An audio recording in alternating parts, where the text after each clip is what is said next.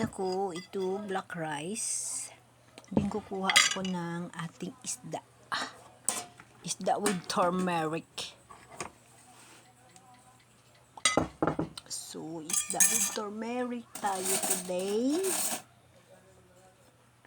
Yun. Ulo ng isda. Yan. Hindi meron siyang sabaw, pero wag ako magkain ng sabaw. So, kukuha ako ng gulay ko. Yung gulay ko na nilapuhan.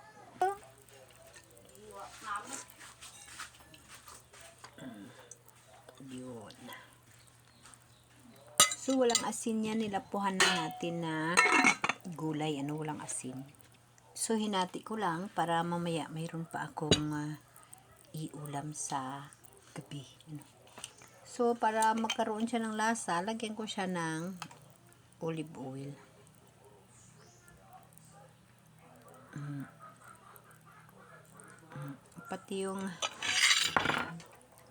Pating kanin ko nilalagyan ko para magkaroon tayo ng lasa.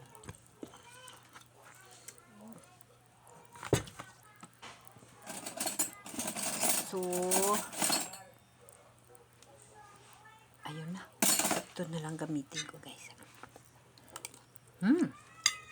So, ito yung aking pagkain.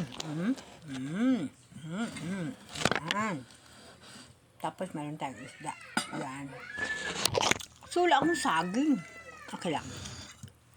Pero may kamuti naman ako, guys. Yes. Aray, no. Tapong pa ang kamuti ka. Hindi, pinadalhan nila ako dito ng cook.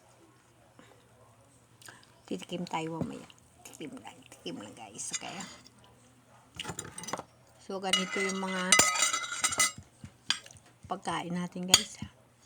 O kaya lasa nitong gulay natin, Siyempre, wala. Kasi walang asin.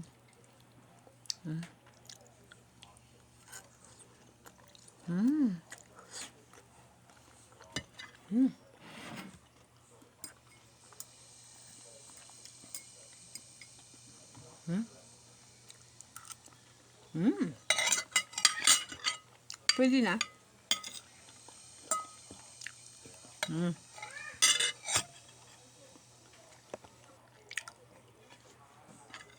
So, imaginein ko na kumakain ako ng walitson. Wala tayo mamatay niyan, di ba? Walang lasa ito, guys. Walang asin. Pinakulo lang yung tubig. Nilagay lang yung gulay.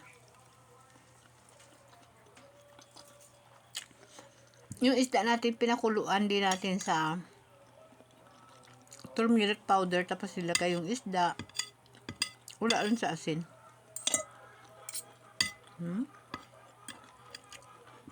Yan yung mga napababa ng BP ko. At hindi ako na-allergy. Kailangan talaga natin mag-iingat tayo sa asin.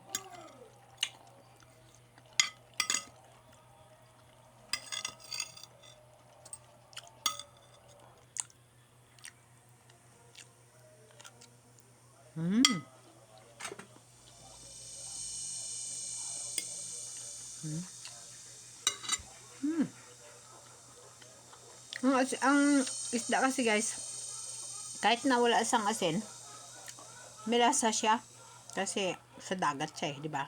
Okay, guys.